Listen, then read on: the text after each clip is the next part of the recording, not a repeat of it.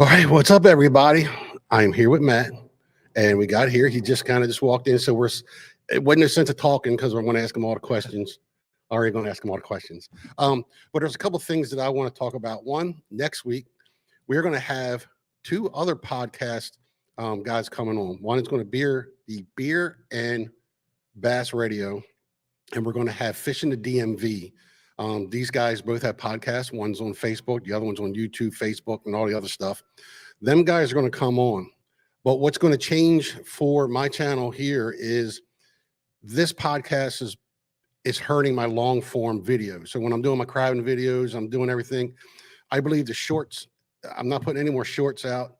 And I'm definitely not going to be doing the podcast on this one. I'm going to do this one and the next one. In the chat, I have a link to the other YouTube channel. So it's going to be Outdoors in Maryland podcast. And all the podcasts are going to start going over there after next week. I'm going to take all the podcasts off of here. I'm starting to delete some short videos. I think that's hurt my long form content. So I want my YouTube channel to be all videos. And so that's a big step. I just had a conversation with two big YouTubers. One has about 25,000. He's from California, but he was here. He's a catfishing guy. And then I talked to Jarrett he's from outside the levees. He's got like 100,000 subs. And I sat down there and had a YouTube discussion with him. And so I'm going to follow some of their information. And he definitely said that these are the podcasts because YouTube don't know what do I want to be, a podcaster or do I want to have video? So it's one or the other. So I'm making a choice to go over to the next one. So like I said, in the top of the chat, if you guys can go over, subscribe to that channel. It's called Outdoors in Maryland Podcast. It is pinned to the chat. So if you click on it and go over there and subscribe, all my podcasts after next week will go on there. All right. Like I'll always say, let's get on with the show.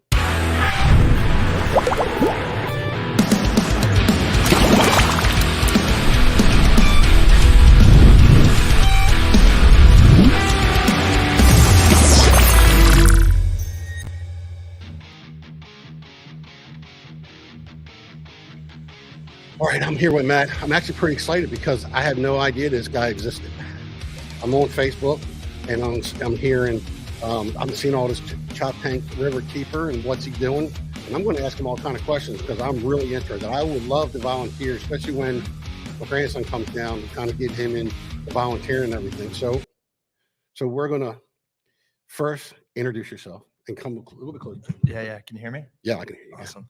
So yeah, I'm Matt. I live here in Cambridge on the ChopTank. Same river as out here in Denton. But yeah, we can throw a rock and hit the ChopTank. That's how close we are. Yep. But like 40 miles down is where the Cambridge is. So been here for about 10 years. I work for an organization called Shore Rivers. We're a nonprofit based organization. Our mission is to protect and restore the rivers on the Eastern Shore. And so where I fit into that is as the riverkeeper, we do a lot of policy and advocacy work, and then also monitoring the river, figuring what the conditions are, how we can do things better. But you asked about me, not my job yet. So yeah. So I mean, is it more environmental, or is it both taking care, with the fish, like blue cats and stuff like that? It doesn't have to deal with both. It's mainly water quality. So environmental water quality, but the benefit of that is habitat. Right. Fish, thriving fish, all that. So whereas I'm not a fisheries, scientist, biologist, I fish some, not a whole lot, but, my focus for work is about water quality. And, that all plays into, the whole thing, the whole ecosystem, right? Yeah. Cause I can tell you honest truth. I hate to say this, but the ChopTank hasn't had the greatest, the greatest reports on the quality of the river. Yeah, no doubt. You know what I mean? I would think that it's because mostly of the farm runoff and stuff like that. Would you think that? Yeah, we can get way into that, but that's kind of the high level sort of major issue challenge that we're working on. But there's a lot of other stuff too. So I see that you have a lot of, like you want volunteers to like go in certain areas and stuff like that, to explain what that is. I just seen it the other day because I wouldn't mind help. I'm on the ChopTank. Like I said, I'm right here. I usually either if I'm not launching off at Martineck, because I'll tell you honest truth, a lot of people don't realize all the way up here when the water quality, when the water salinity gets real high, them blue crabs come far, Like last far. year, right? I didn't do it last year. I will tell you why I haven't crabbed here. Because Okay. usually we go right out of Martineck, and I can go there. We've caught, I mean, I think we caught 2 bushels when you're allowed 2 bushels of crabs Right. in like an hour and a half. And All I the mean, way we up were there. catching 2 and 3 crabs on a trout line. We were Yeah. running the trout line along that flat. Yeah. You know, when you come out of Martineck, that big giant Oh flat yeah, right just there. right across the river. And we just go there. Yeah. And but we're so used to that Eastern Bay crab meat. Oh. So once you start getting up here, you get near that freshwater. The freshwater is, if you're just eat crabs once a year, I would tell you, yeah, that's what he's going to explain. So the first thing, hey mom, what's going on? I got some friends in here. Hey, Fishing Mom. angler wants to know, what the hell is that down there? Oh, hold on, let me remove that. There we go. Let's start with this. What is the Riverkeeper? I think you already explained it, but kind of. Yeah, let me back up. So let me get some history on this. So Okay. I think it was like 50 years ago, there was an effort in the Hudson River, right? Right. And this is where fishermen and environmental lawyers teamed up to take back the Hudson River. You know, the idea there was that the river got so polluted from industries dumping into it that the fish weren't living, that nothing was going on. So there was that model of, you know, conservationist fishermen coming together, fighting the big man. Well, that picked up. You know, then someone in New Jersey wanted to do that.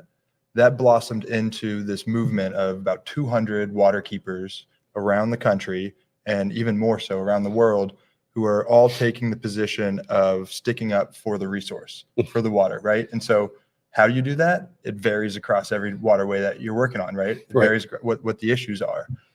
When we talk about the ChopTank, you know, what I'm mainly focused on is, like you said, trying to figure out ways to reduce runoff coming off of farmland. That's the big thing, but also working with towns to fix their sewer systems. Right. We've got a lot of outdated sewer systems in some of our older towns, and so how to upgrade those. Working with homeowners to figure out what we can do to prevent, you know, fertilizer runoff, septic systems failing, kind of all that. So what a Riverkeeper does is really dependent on what the river is that they're working on and what the challenges are.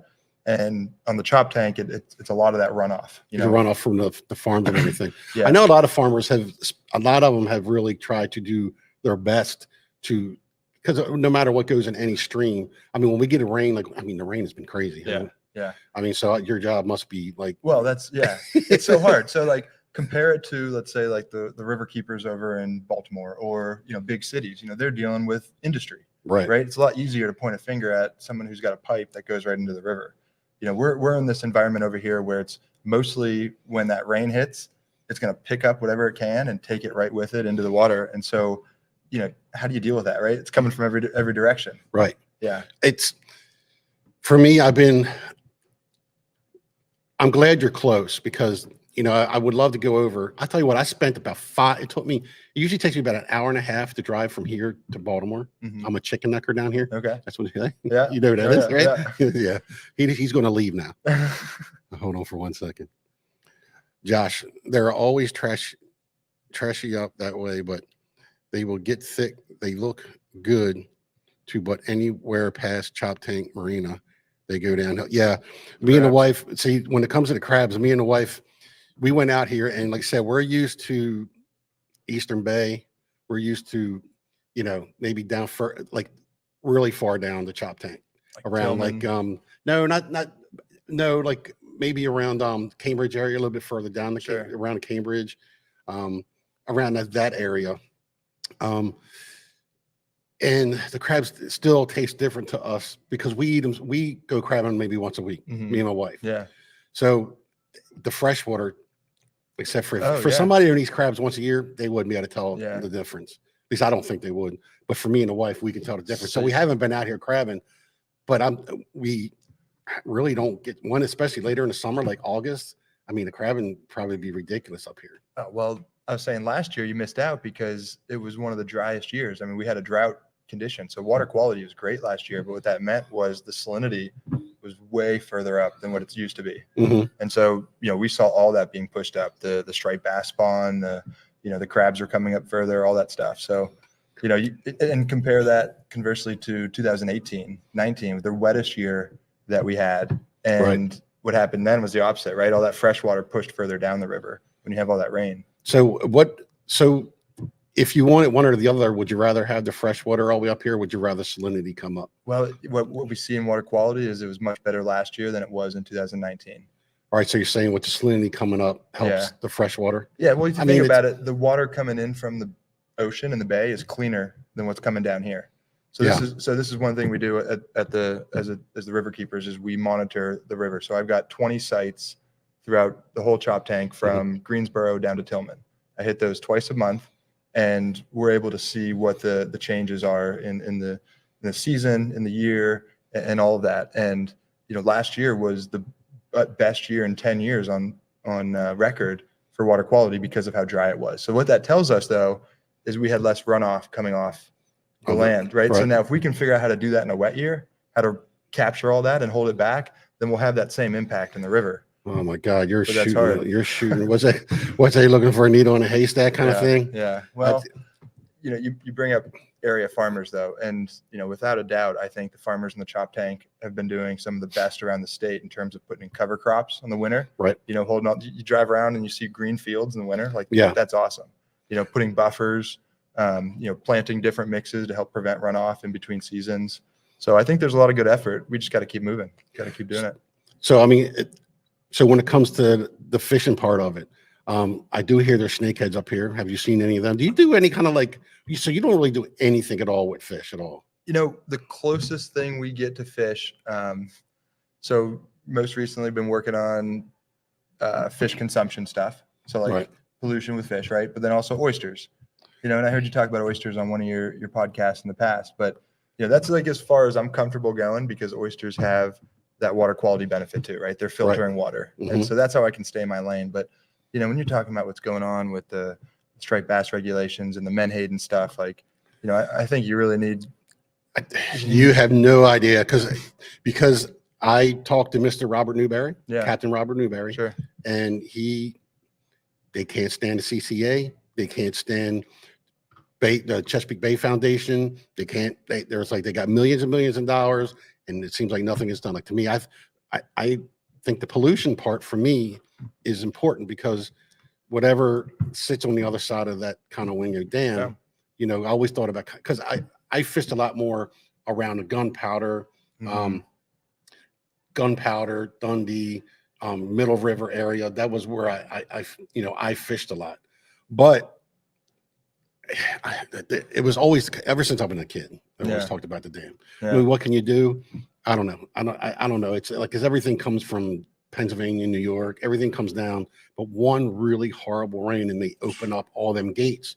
I mean, it killed the razor clams that one year. I mean, that one whole section around the Chester River, if I'm not mistaken. I mean, literally decimated all the razor clams. That's why they went up to like $90 a bushel. Right. Because and I get to go commercial crab, and I get to go, but then I had David Sikorsky on from CCA. Man, I'm telling you. See why I don't get involved in fish stuff? Yeah, that guy there, everybody's been nice to me. This guy says it's bad about him. They're saying, well, he's this and he's that, but when you think about it, it's their livelihood. So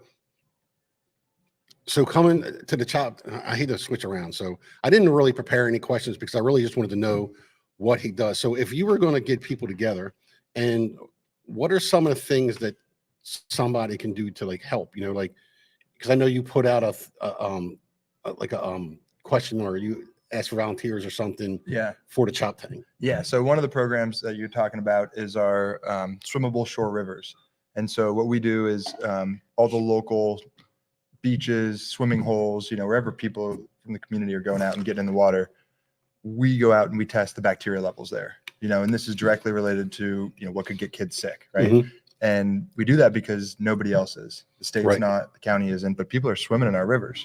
Right. Yeah. My buddy gave me a hard time, because I went out fishing. I took my grandson and my little nephew out, and we were on a boat. It was hot out, and we were fishing, and they wanted to get in, and I let them get in, and and I put a picture up, and my buddy goes, "You're crazy. I wouldn't there's no way I would." And he really gave me a hard time for letting them swim in the ChopTank. I'm thinking, so, it's right to be worried, but there's a certain time and place, right? So what we've been collecting data at these sites for about 5 years, and what we know about bacteria, what's going to get you sick, is that after rain events, the levels go up. Right. You know, so don't swim. We say 24 to 48 hours after a major rain, hands down. Like that's when bacteria is going to be the highest. Don't swim with open cuts or wounds. Right. We've all heard of Vibrio. Well, that's everywhere that's the whole bay. Yeah. It's yeah. I mean, Vibrio is a real thing, right? Right. It's not a pollutant per se, but it can actually, cause really bad impacts and kill you. Exactly. Yeah. Yeah. I mean, it could literally eat your skin away. Yeah. We've all heard cases and stories. It's horrible, Right. So, so with the bacteria program, it's all about putting the pieces together on what makes a swimmable condition is what we talk about. Right. And it's definitely not after rain. It's not if you got open cuts or wounds. It's not in any area where you're going to see algae growing or anything like that. Right. You want to be smart about it. But when it is swimmable, get in there.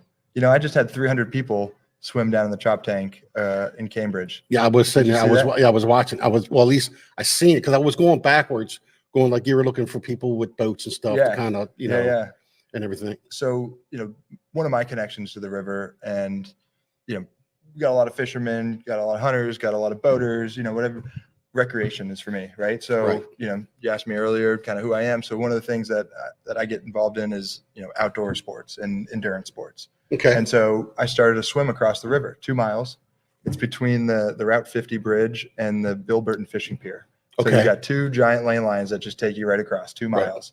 Right. And, like any good idea, buddy says, you can make some money off that.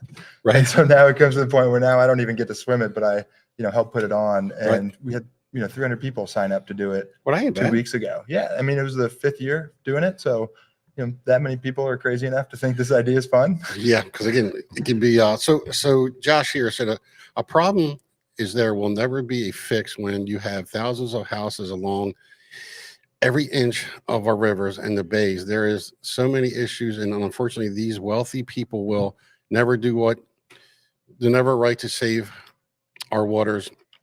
Should be 100-yard cap buffer on every shore between the water and the structure and any structure. 15 years ago, there was grass so thick in Harris Creek, you couldn't get in. You couldn't get a good lay. Now it's gone, like literally gone. And especially rivers like, man, you're getting me to read too much. I don't do that for a living. Who's that? Like the Miles and the Wye River. So sad to see this. And the Wye, that's Josh Newitz. Josh, thank you, man. That is exactly it. The buffers, right? Right. We talk about these homeowners and these giant waterfront homes and the fertilizer they're putting down. That's no better or worse than what's going on in the farm fields. And so I'm absolutely, I agree 100%. We need to enforce setbacks. Maryland was good enough to have this fertilizer law. Me and you probably don't need to wear these because as long as me and you are talking, and if as long as anybody don't hear us, you can hear me. Yeah. Like this. So we're going to talk, and if for some reason you can't hear us, let us know because nobody's coming through. We don't need to wear these hot ass earphones. Here, right? Yeah. I came in here. I was going like, holy hell, it's hot in here. What the hell's going on? Yeah. Yeah. All right, I got somebody texting me. Okay. All right. So Richard says, got to put a leash on them catfish. My buddy who lives in Northeast along the Elk River, crabs are gone missing. Yeah. Well, when I was up there was a lot of clams in their belly. Oh yeah. The blue cats. Crabs too. My buddy Dan River Boys. I said, I'll tell him now. Oh, that's you. That's you, man. I'm right here. You have to text me.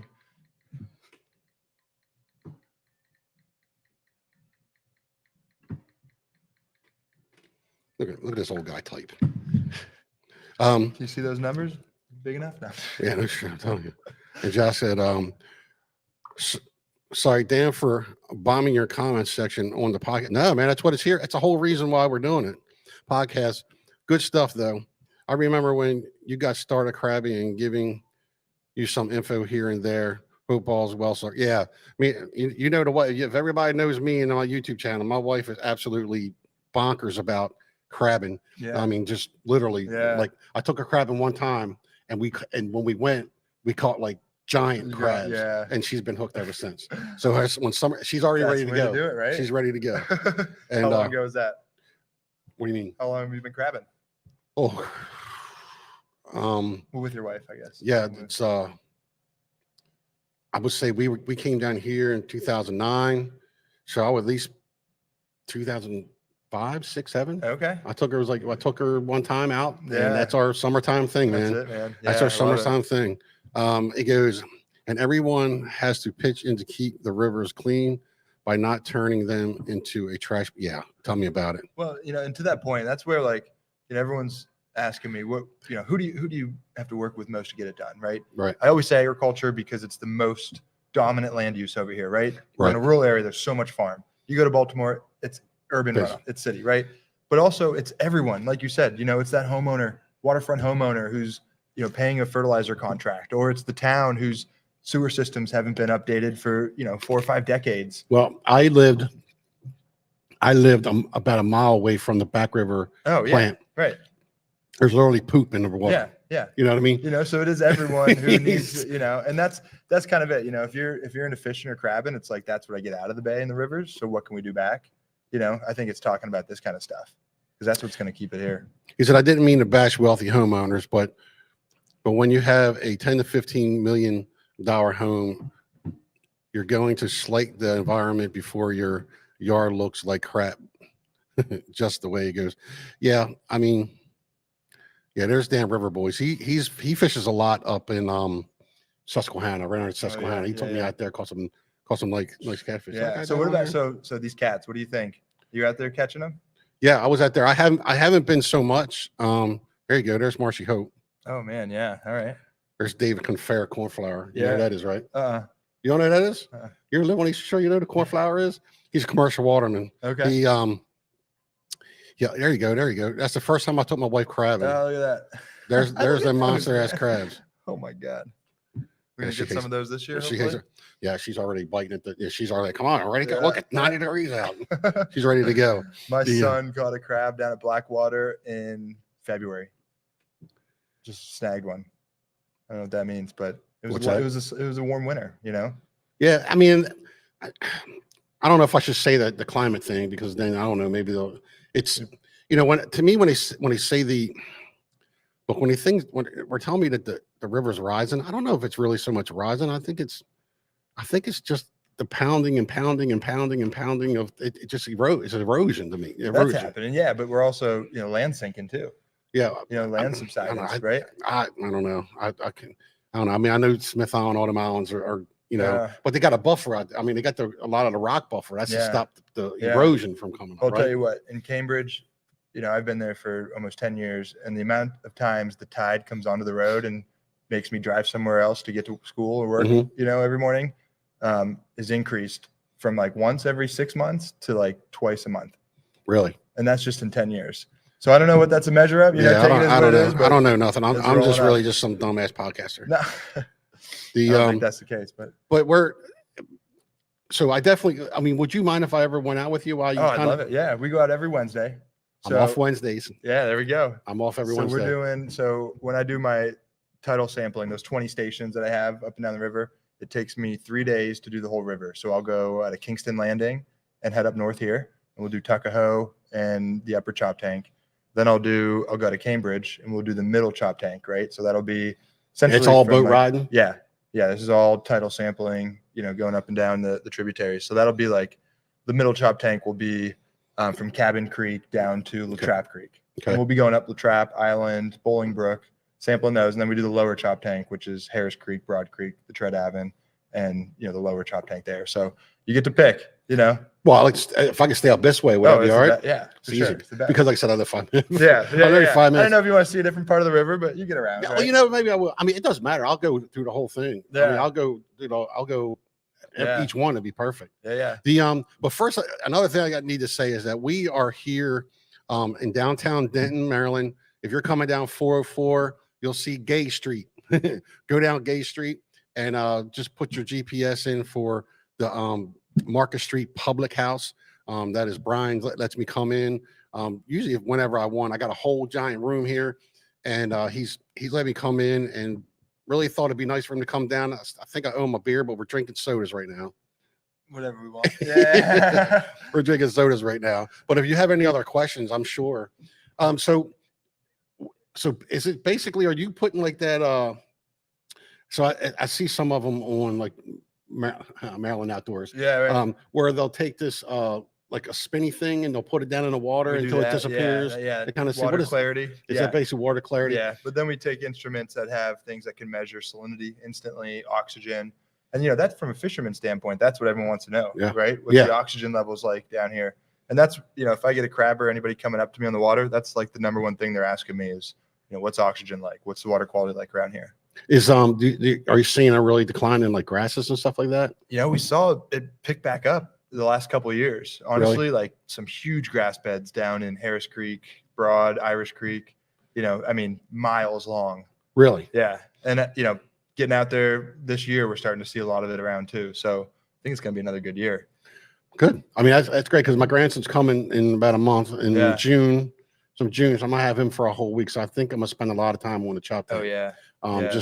Well, I mean, I don't know how big the catfish get up here. I know there's some I've caught. They love when I'm bass fishing. They love crankbaits for some reason.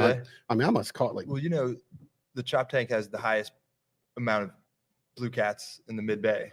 Nope, you should never tell anybody that. I wouldn't tell anybody that. Well, the more you hope. Don't go to chop tank. We want them out of here. Come on. I'm already kidding with you. I've got a friend in Cambridge who's caught, I think, like 220 in the past 3 weeks from the shoreline. Yeah, he said I've seen you up in Bolingbrook a few times.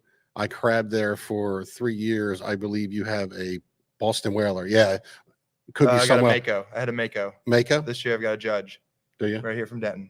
Right here from Denton. Yep. Yeah. He's like I said, I'm going through Facebook and I'm seeing ChopTank Riverkeeper, and I'm like, I didn't know what it was, and I thought it'd be really interesting to talk about it since I pretty much do a lot of fishing on there. It's a very underrated bass fishery, I believe. Oh yeah. I'm a very underrated, and you can catch crabs up here later in the year.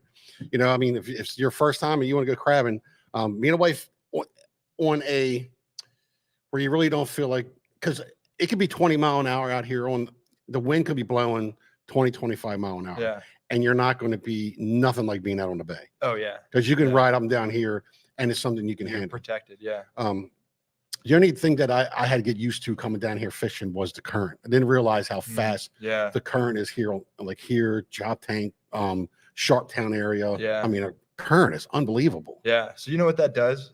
Speaking of that, why that is because how deep and narrow the river is. Oh, okay. And so if you go up to the Tuckahoe, it's so deep and narrow and the current rips so fast through there that it's called what we call turbidity maximum. The sediment in the river there never settles out because it's constantly moving. And so the clarity is always just absolute shit. Really? Yeah. And that's just the function of how that river is.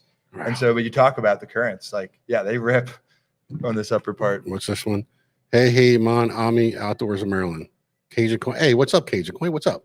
I was listening to you guys live Sunday with Sleeper Barbecue. I listen to that every Monday morning. When I go into work, Sleeper does a live stream Sunday night into Monday. When I get up, I listen to you guys. That's cool.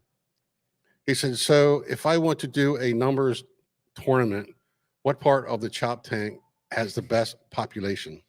So I opened the can of worms, didn't I? Go for it, man. Hey, I'm just telling you that the chop tank can get up to like 30, 40 feet. Yeah. As it goes. Yeah. On average, that's going to be its higher end. There's a hole in the lower chop tank, 84 feet deep. Oh, really? Off Castle Haven Point. Oh, I bet you they probably pile up in there. It's deep. Yeah. Because I got this on here. Hold on 1 second. I'll show you. Oh, did I take that off of there?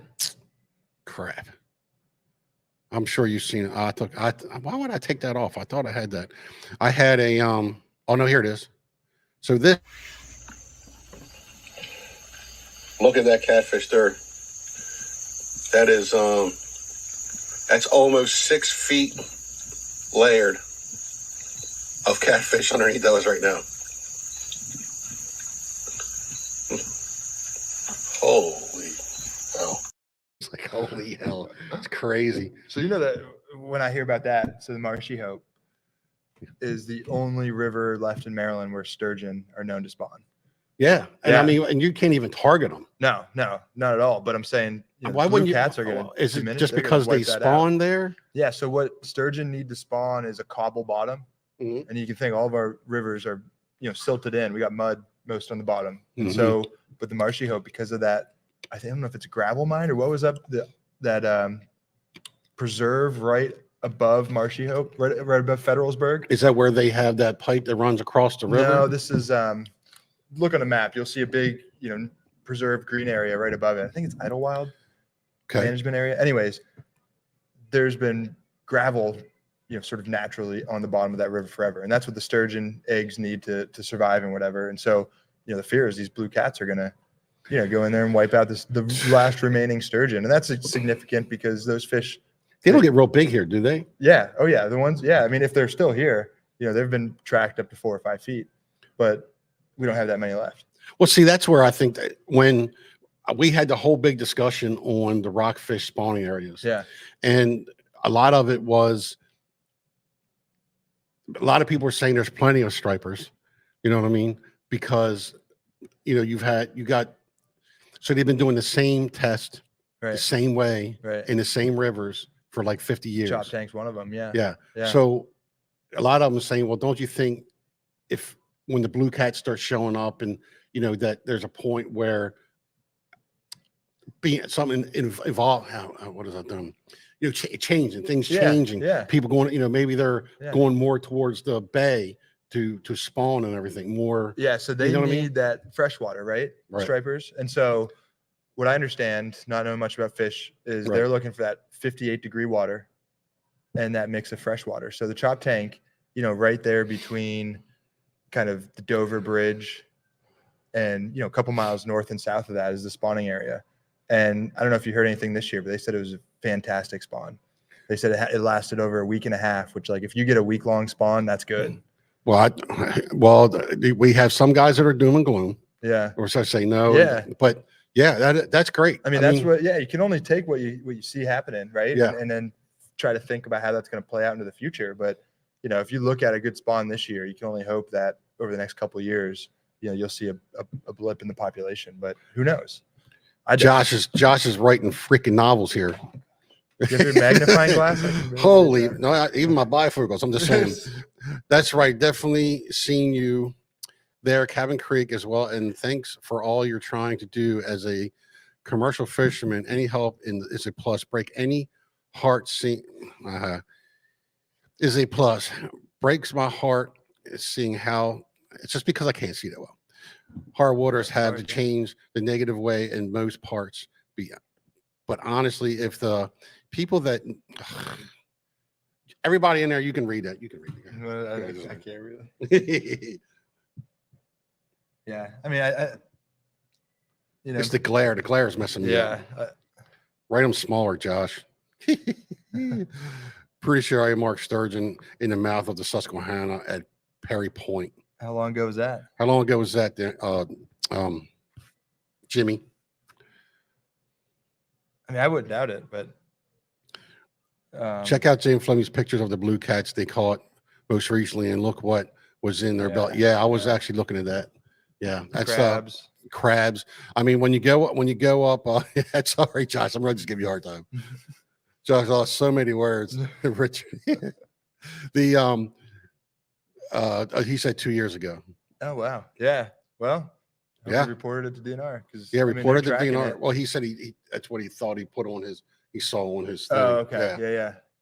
I tell you what, they do have the heat up in this place right here. You feel it? Yeah. Yeah, I'm going like, holy hell. It got hot out today. You napkin or something? You good? Yeah, I'm good.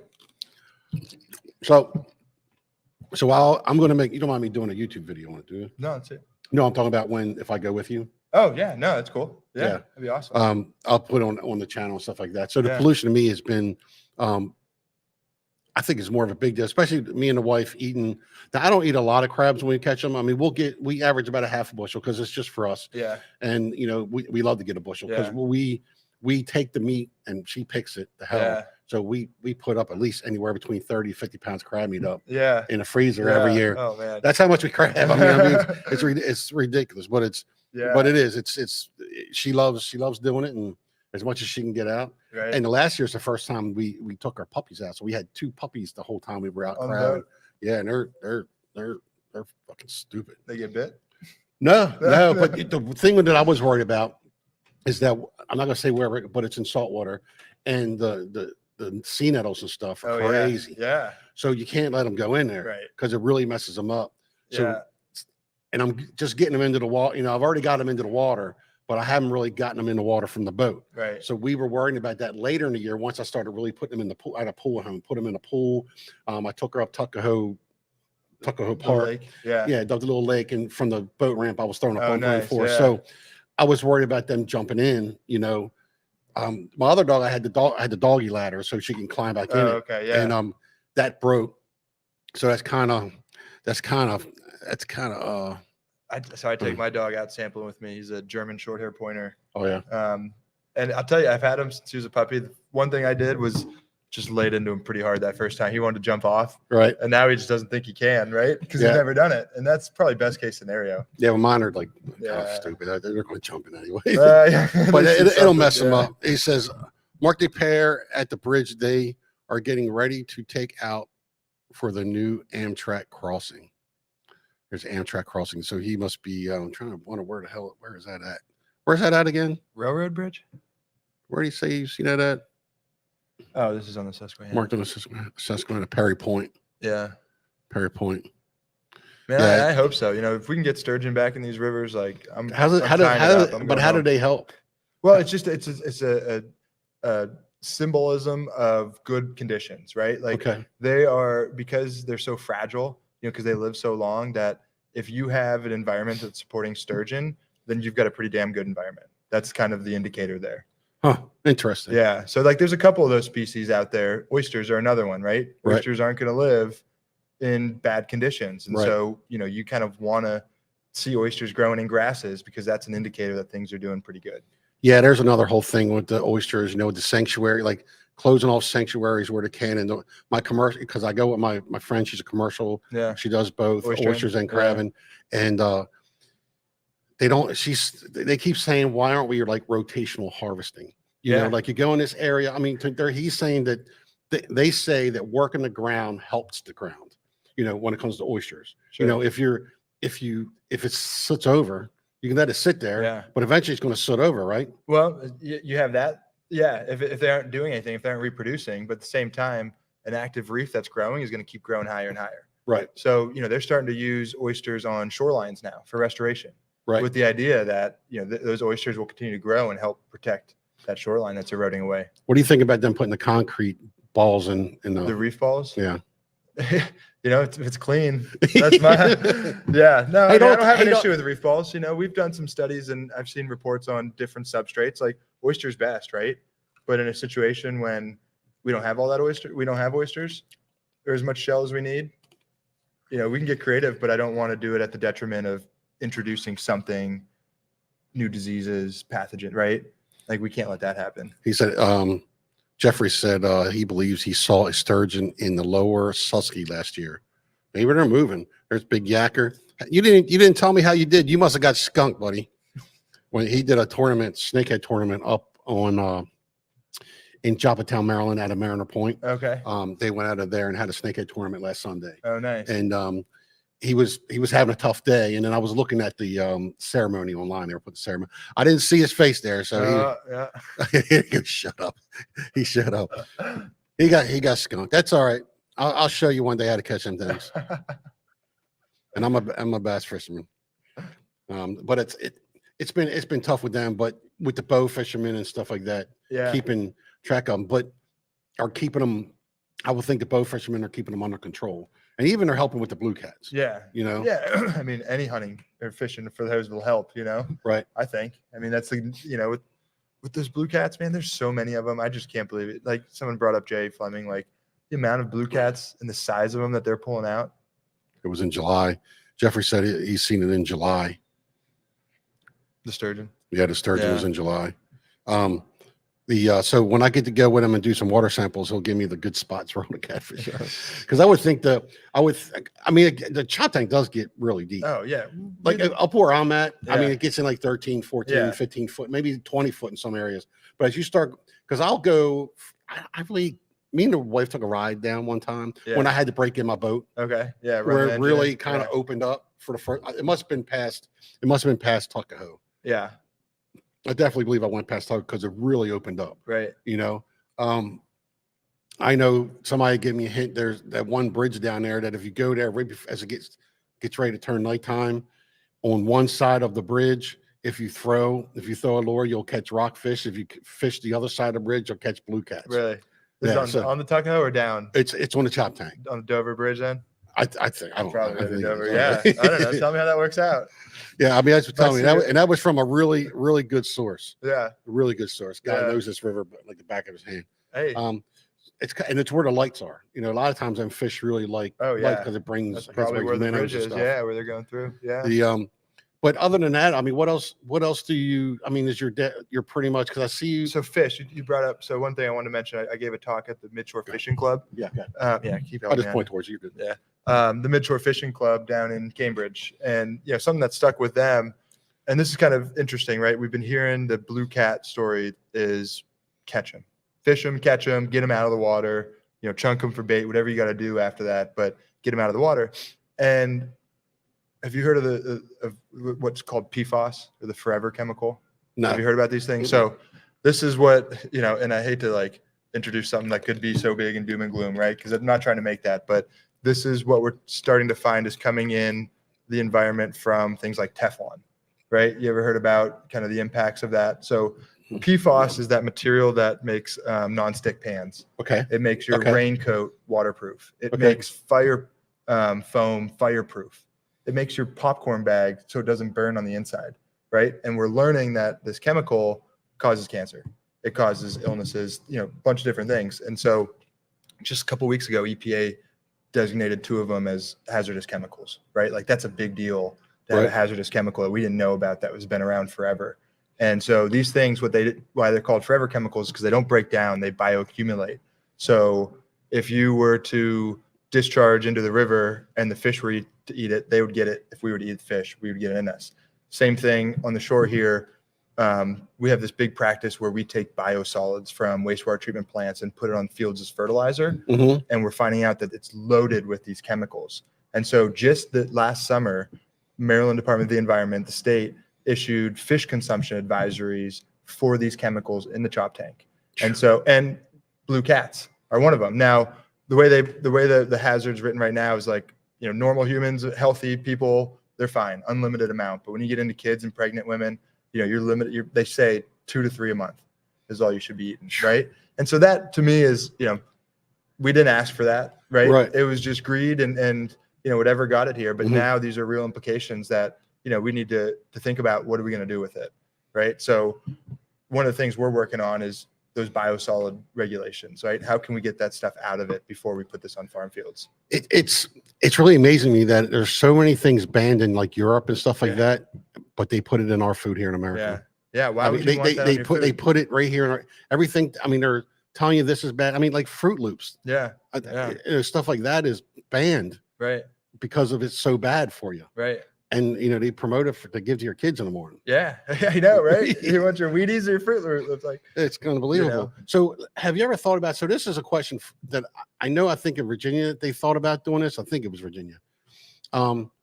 If the catfish are that bad, why not get wintertime, whatever, where we know there's a bunch of catfish, and bring a bunch of bring 10, 15 commercial guys. Yeah. They can make some money. Yeah. And why don't they electric fish? Yeah. And then they can just freaking scoop them out of the water. You ever done that, electric fishing? No, I love to do that. You got to do it? You need to get someone up on your podcast and pitch to them to go out. I used to work in Pennsylvania, I did it. I have Noah Bressman from Salisbury University. He's a fishery biologist. Yeah. He gets to go do that with DNR. Okay. Yeah. You know what I mean? You got to get in on that because it's not fishing, right? Right. It's electrofishing, shocking, but geez, you want to see some stuff everything just floats right up to you. You get to pick. Yeah.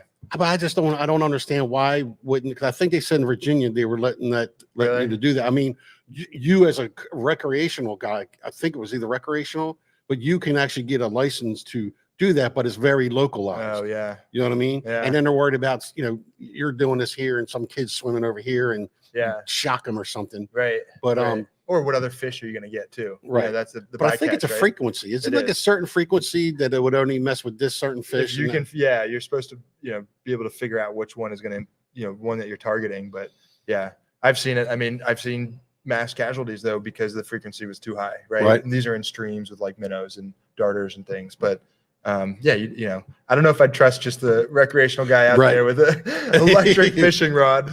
I mean, I figured that, but that was a question. Captain Robert Newberry said, why, if you want to get rid of the blue cats, get a bunch of commercial guys with their big white boats, you know, and the coolers, and they can make money on it. Yeah. And start Yeah. electric, and they just start scooping them things up. Yeah. I mean, that would be I always thought, well, if this is a bad fish, why wouldn't we do that? Right. Because they'll go out there and they want to measure them all, and because you watch them on there, they want to measure them and see what's in there, snakeheads or whatever, and they're picking them all up, and they're throwing them right back in. I'm going like, Yeah, no. They don't throw back in, right? They No, keep they them, shouldn't. right? Yeah, I don't think you're allowed they to should throw keep them. back So in. Yeah, it's crazy. but then everyone's asking, what do you do with them if you don't want to eat them? So, and this is where There's I'm plenty, like the catfish. yeah. The catfish. I know exactly where you can do them. There's plenty of hungry people down Baltimore City. Well, and this anywhere, right? Well, and you know they have food bank donation Yeah, programs food for banks. like deer that you shoot. You know, so Yeah, they got the same thing right down there when we go to Tuckahoe, get my deer. yeah, It's Tuckahoe. Seafood. No, it's a processing. It's Tuckahoe processing. And I Okay. take my deer up there to get processed. Yeah. And I love the way they do their stuff. If you want to sponsor this Yeah. podcast, but Tuckahoe, they oh shit, what were we saying? With the deer. Oh yeah. So a lot of people don't realize that, you know, people love to go hunting, but they only, if they will get more than what they need in meat. So you're allowed to donate your meat to a processor. He gets paid to process the deer for the government, you know, the government or for Maryland, and then it feeds, you know, the food banks. Food bank goes in. Yeah. So why can't we do it with Same thing catfish? food bank. Yeah, exactly. I think we're getting there. So there was some hang up in getting commercial catfishing going in Maryland, right? It's $15 right now. No, I think there was a federal hang up, right? Yeah, because you Something got to with, get it like, inspected. Mississippi. But what happened though, because we The went farmers. to DC to talk to the people about that, and they were like, it's not that easy. Because right now I don't know if it was Mississippi or one of the southern states, but they had the market for catfish because they were farming them, and they didn't want to give that up for the economy. And that just somebody in another state. But that legislator was in charge of the body who made the decision on those, you know, inspections and stuff like that. So apparently it was a lot harder to get at. Well, I think David had mentioned that when it comes to blue cats and you want to use that, I think you can net them here, I believe. And he says they do so much damage to your equipment. You know, I'm telling you that if you want to get the electric fishing to me it's got to be the way to go, because you can go into an area and literally pick up absolute thousands and thousands of pounds of catfish. Yeah. But then when you dump them or process them, what do you, you know? And Jimmy, what you could do, if you go on Facebook, you can put in blue catfish on the Patuxent River, and it should come up. That video should come up. Delaware has walk-in fridge to donate deer. Yeah, there you go. Yeah. I mean, it's really all over the country. Where you can do that. So Maryland just needs to promote the blue cats as a sport fish like Virginia does. They knock them numbers way down. I don't know. I just say we just fucking shock them, and we just shock them and throw them in the commercial boats. And so the commercial, if you want to become, I think you know the trout line. So it's a lot of politics, obviously. But for $15, you can go get a commercial blue cat license and then run a trout line. But I think it's just trout line. I don't know if you do. I think you can do hook and line. But then when it comes to the question for me is, like, say here at this restaurant, I say, look, I got some blue cats. Would you like can I sell them to the restaurant? They're saying because of the guys in Louisiana or whatever you were saying, now they got to be inspected, where the rockfish don't need to be inspected as your commercial. All the other fish, white perch, all that stuff doesn't need to be inspected. Something about, I don't know if they aren't being inspected, but it's who's doing the inspection. Like one of them is USDA and one of them is FDA, Food and Drug Administration. I think whatever the rockfish is under, that's why it's causing such a problem, because it's not the traditional one that, like, it's crazy. Yeah. It's always politics. There's somebody sitting up there that never picked up a fishing pole or never been on the water is telling us what we need to do with them for the most part. You know what I mean? Yeah. So if anybody has any other questions for him, because I know that Brandon's filling in for Mike. So real quick, so what we're going to, I'll spit it out. I swear to God. You got it. So this week and next week will be on my YouTube channel, Outdoors of Maryland, my regular Outdoors of Maryland. But the week after, starting the week after, it's still going to be on Facebook, still going to be on my Outdoors of Maryland Facebook, but the YouTube side is going to be on the other channel because I was talking to a couple big YouTubers, and this podcast is definitely hurting my long form content. So I need to get the views. So if the view, because usually a podcast, as you can see, I can tell how many people are here. It went from, you can have anywhere from 10, now it's down to 4, and then we'll get 15, so people jump in and out as they're listening to the podcast. So your audience retention isn't really high. So it's anywhere between 10, depending, unless you're a really popular, like Joe Rogan or something, where people are sitting there for hours listening to him. But the audience retention is really low. So this YouTube channel, this will be switched over. The link, it is tagged or pinned to the top of the comments. So the top of the comments, you hit that link, that'll take you over to my other channel. If you could subscribe to that, would be awesome. Yeah. Other than that, so you go and you do is it basically just water quality? Do you check grasses? Do you go off? We'll go do habitat stuff, we'll do some of that monitoring. So do you I've seen some people where they're actually planting grasses and stuff like that. We're doing that, but we're doing it by seeds. And so we got a program where we go out and we harvest bushels of grasses in huge beds, so we're not impacting it. We take those back we have this lab an outdoor lab that essentially will agitate the plants and separate the seeds. And so then we have millions of SAV seeds that we can go mix it with sand and then go spread it in the river and help new areas establish. How long will you see how long does it usually take before you kind of until you see the growth coming, 2 to 3 years, and it's not always guaranteed. I think this is a new method that we're trying, but it's a way to try to get more grasses out there. Yeah, because I was seeing them literally in there planting, people literally. That's a lot of work, man. Yeah, I was watching them do that. I mean, there's a lot of environment stuff, but yeah, I mean, if there's any other things to volunteer, I don't mind it because I'm close, right? Because like I said, I went on the other side I don't know what they're doing on the bridge. They're doing a lot of work on the Bay Bridge, on the Chesapeake Bay Bridge. Yeah. And I came back on a Sunday, it was Mother's Day. I'm driving back. And once I got on 50, it was like there and it kind of stopped. And usually it's a little back up.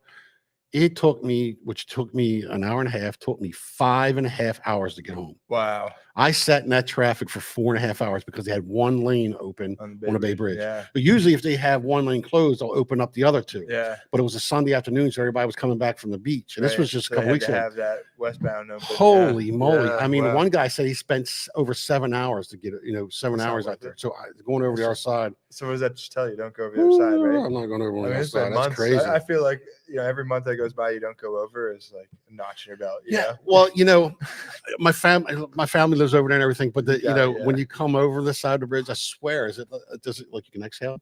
Yeah, you almost have to get through Kent Island first, though, because that can be a mess, right? Yeah. You got to get past the island, but yeah. No, something I wanted to ask you about catfish, though. What is the thinking around crab bait? You think you could use blue cat for crab bait? It's kind of oily, isn't it? I mean, yeah, I don't know. I've never tried it. I mean, who's that one crabber that does the mystery pot? Luke?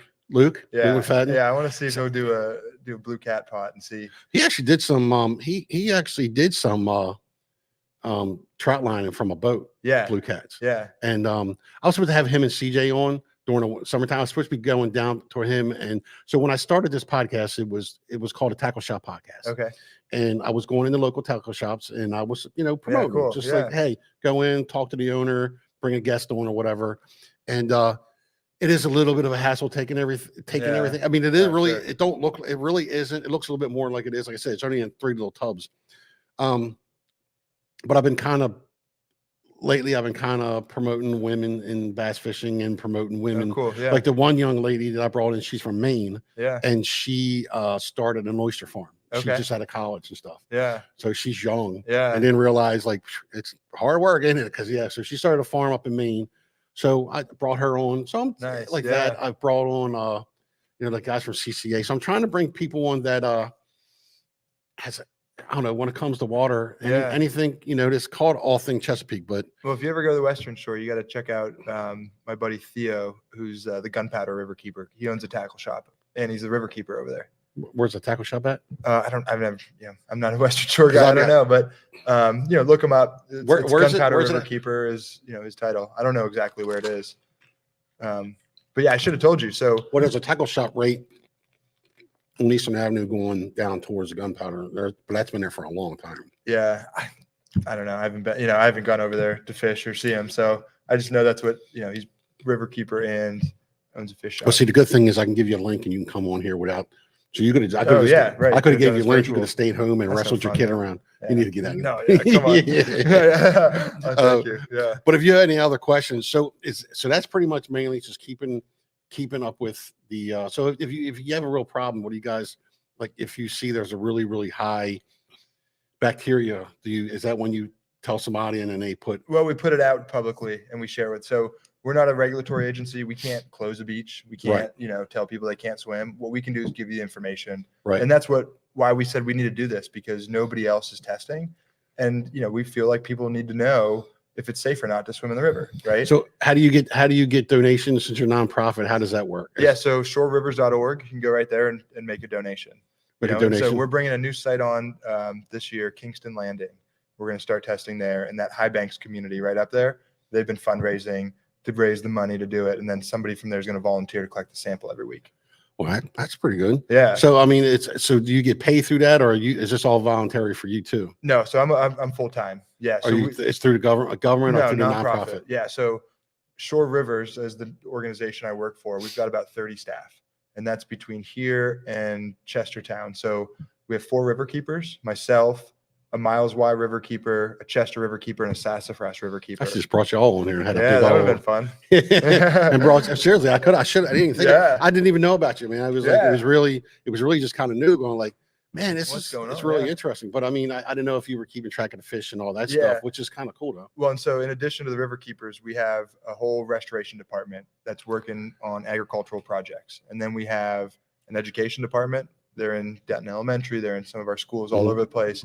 And then, community engagement. So those are the different departments and tools that, we use and that, the Riverkeepers fit into on how to sort of doing this water quality work. Yeah. So I thought this would be a very interesting. So I'm going to go out. I'm actually going to go out with them and I'm going to make a video. If I can go out with them more than once, would be cool. I mean, I don't mind if I'm not doing nothing on a Wednesday. I'll text you and say, hey, you got room on the boat? And, and I'll be more than happy to go to have you. Yeah, we'll put some content together and show people. So something you've probably seen out there. What's with all the dead trees? Where at? Along the river. Have you noticed? It's like the salinity. A lot of people keep saying. A lot of people like down like the Chick and stuff like that. Chick, Transquaking, where a lot of the trees are dying. They're saying it's because of the salinity, the salt water coming in. Do you think that has a lot to do with it? I think that's part of it. The other thing that I've learned is they're all ash trees, and you've got that bug. Isn't there like a bug? Ash burrow that's coming in. Yeah. And so what I've noticed, if you're on the ChopTank heading up river, as soon as you get to the Tuckahoe and every point north, every marsh north. Actually, I've seen that on your. You put that on your Facebook. Yeah, because people have been asking me crazy because now all the other trees are starting to leaf out, and there's just all this dead ash tree from that beetle coming in, and I think the ones on the water are dying first because of the salinity also stressing them out. But I've got friends who live on the water just up, a little bluff up there, and they're starting to die up there too. So ash trees all over the area are dying. And so what that means to me is, how do you get rid of them? Well, I don't think you do. I think they've come in, if you're in a town like Denton, like you can treat the trees in town here, but in a wild setting like that, they're all going to die. And so what that's going to do is, those marshes are, huge for processing nutrients, taking up nutrients, getting them out of the water, and habitat for fish, right? So now you have these forested marshes where all the trees are going to fall down, and you can only hope trees are going to come back, but it's probably going to be grasses and shrubs. And then you got more erosion potential. You got those marshes eroding away like downriver. So I don't know what's going to happen, but I'm just like, my plan actually is aerial seed bombs. And so we get pilots to fly over these things and we just drop seed bombs. Why not? Yeah, I mean, yeah, why not? Ash beetles destroy every tree on my father's property. Yeah, we're on the ChopTank, or we're at? No, he's up in I believe Jimmy's up in Dam River Boys.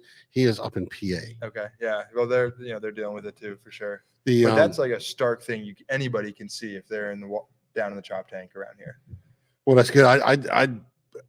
I'm surprised. I'm surprised why I don't see a lot more people. If you go down 328, that Yeah. one boat ramp, Yeah. Bernie the bridge, you know what I'm talking about on Tuckahoe? On Tuckahoe, yeah. That one, I hardly see anybody there. I think it because it floods out. Yeah. That boat ramp. If you stay there too long, a high tide will come in and swamp your boat or your truck. Really? Yeah. I think that's. I know I've seen it high, but Yeah. what's this one? The boss man been catching sea bass at the Bay Bridge. Also heard of tarpon be caught in the bay. Is the salinity pushing further up the bay? Yeah. Somebody else told me too. Somebody else told me that the tarpon are coming up this way. with the salinity. Yeah. Yeah. I mean, there's a lot of fish. There's a lot of fish that hasn't been here. That a lot of people are saying that. And this is from Brian from Old School Tackle. I was talking with him, and I was talking with Josh from Henlopen Bait and Tackle. Okay. And he said there's literally certain areas that you can literally catch tarpon. Really? Yeah. I mean, that's kind of part of the course for the shrimp, right? That are coming up here. Yeah, the shrimp too. I forgot about that. Yeah. People are catching shrimp like crazy now. I tell you what, that would be. I want Lottie to say that would be awesome. I watch them in Florida going out and catching shrimp. You know, I'm telling the wife, I said, man, if we can go out and because we go and buy shrimp at least every other week, you know, right? And it'd be nice to go down there and catch some crabs, catch some shrimp. But a lot of times they catch the shrimp at nighttime, right? Oh, I don't know. Is that what yeah, in Florida, they'll actually you'll have a light on your boat. You kind of follow the light, and you literally just dip. You just dip them as the current's coming. So if you're sitting here still, the current comes by and you'll see them. They'll just kind of leave their net and they'll just dip. And you can fill a nice little 5-gallon bucket full of them. It's crazy. Could you imagine that? Think of it. That would be awesome. Feast, I mean, a lot of people take like the throw nets, and stuff. Yeah, those bait nets. That would be fun. Oh man, that would be really fun. So I don't know if they've done a commercial or a recreational license for those yet, or if you can go out and just. I don't know. I have already. How far they come up? Do you know? I mean, I've got a buddy at work that used to work at DNR, and they were catching them in Maryland. How far down? I don't know how far down or what, but. Yeah, it's only a matter of time, right? Yeah, I'm thinking it's a matter of time. Yeah. So the salinity question last year, super high salinity. So I was able to graph last year's salinity versus the 10-year average, and we were almost double in some tributaries compared to what it's been like for the past 10 years on average. And that's the best water quality we've had. You said. Yeah, right. And it's kind of a double-edged sword, right? Right. Because we like to. I mean, for me being a bass fisherman, everybody's saying it's bad for being fresh, a lot of your trees and everything up here used to that fresh water. Yeah. You start adding that much salinity, it can kill them off. Right. Well, and where we saw a big impact was the upper river. So our Sassafras and Chester River, they didn't have a real good year last year. Really? And I think that's because those fresher water rivers can't handle that salinity swing like we can here in the ChopTank, where, it's not uncommon for us to get up to like 15 parts per thousand in the mouth, or, you can jump around 5 parts per thousand depending on, where you're at. But I love that we go out with you earlier now this year while it's still not really hot out. Yeah. And then come out with you in like August to see how far the salinity come up. Yeah. Yeah. Cause it'll dry up. I'll say this year it's already been pushed down. We've had enough rain this year that salinity is being pushed back down. And that's why I think the rockfish spawn was so good this year. Really? So they definitely need more of the fresh water. That's what they're coming up these rivers for. Yeah. They'd stay in the bay. Because I think the 3 best spawning areas in the bay are the flats, Susquehanna Flats, the Potomac, and the ChopTank. And that's, them getting into that right fresh and salinity water mixture. And then, like I said, that 58-degree water temp just triggers them. One year, I got a call from a friend down by the Dover Bridge, and he's like, you got to get out here. You can smell them. The whole river is just bubbling because they're all just, wrestling and everything. Right. And there's actually a video on YouTube. Have you seen this? No. Oh, type in ChopTank River striped bass spawn, and somebody took a drone. All right. So be patient with me for 1 second. Oh, I'm going to take you off here. Be patient with me. I shared this too, I think, back in April when the spawn was going on. New tab. Share. We are going to go to YouTube.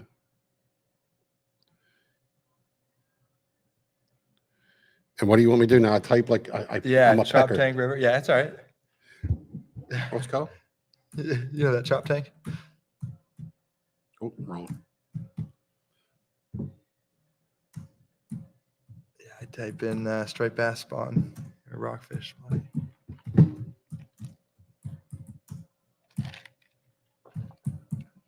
And don't laugh at me. Don't laugh at me for the way I'm typing. Oh, that one, the second one. Yeah. Got some play. Am I sharing all right? Am I sharing? Oh, wait, hold on.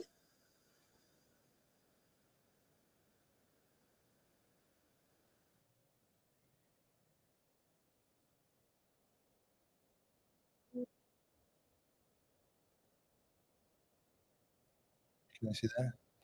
Yeah, they should be able to see it. See right there? No, it's just the ChopTank. Around Dover Bridge, yeah. Is that what that all that is? I think they're gone. That's about there. Like right in here? Oh yeah, no, see, they're coming out. So that's your striped bass spawning. Aggressive.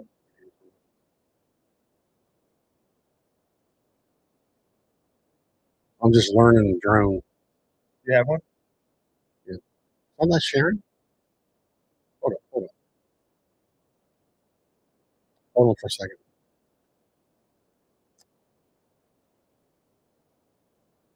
Hold on 1 second. I think I'm sharing the wrong one. For God's sake.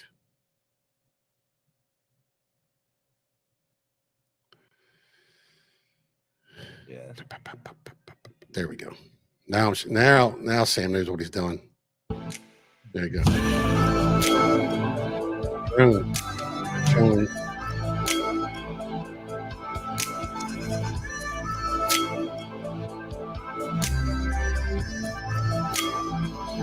They're not little either. They're big spawners. 4 years ago.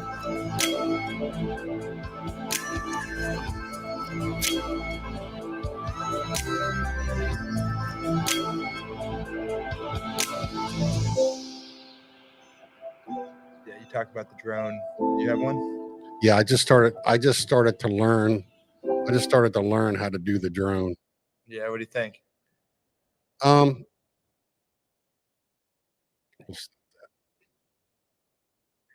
still hear it. Oh. All right, we're done sharing now. Yeah, so that was your right here on the chop tank of them big breeders coming up and spawning by drone. I'm learning it. I don't have like a top notch one, but I do have one that can like spot lock on me and kind of follow me and stuff. Nice. Yeah. So I'm still learning it because I'm going to be doing the commercial crabbing and with me and a wife crabbing, trying to get us, side. Yeah, so we're going to see how all that works. But the evolution of those things, though, you used to have to like control every movement, but now they just hover until you tell it to get, until you move it somewhere. And so the one because I'm so now I got this one. Being a YouTuber, sometimes you get a little bit of perks. Yeah. So a company said, look, we'll send you a drone for free if you do a YouTube video. Okay. So I got it for free, and I'm like, awesome. It's great. It's got 4K. It don't have the gribble. It don't have the gimbal thing, but it's got 4K and everything, so it'll work. Yeah. It's good enough. I don't need nothing fancy. It's still pretty good.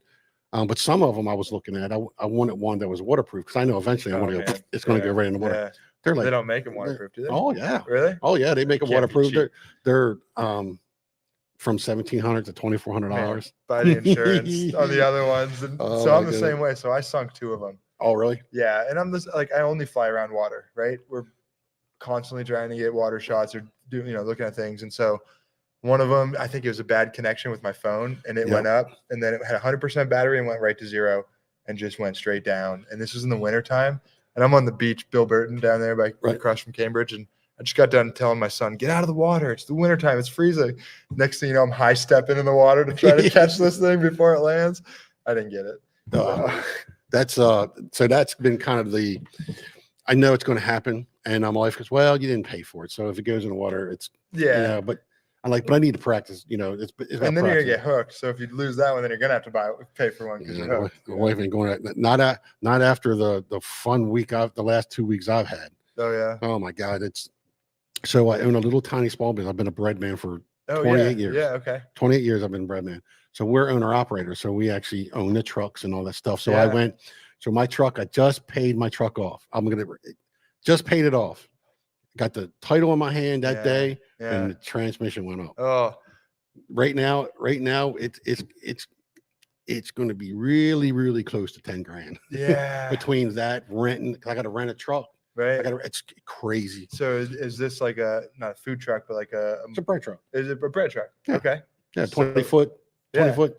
Yeah, so I'm renting one. So I got to Okay. rent one. So that's not cheap either. It's like the alarm went off. You pay off your last bill. It's like they And all son the of a, debt collectors. They call everyone. It was like, all right, it's gonna unbelievable. get this You're one off like, the road. cool, man. We can get, so I've had it for 6 years, never had any issues. Right? yeah, I had one issue, with all the sensors and computers are in there. One of the computers it's literally the gas pedal.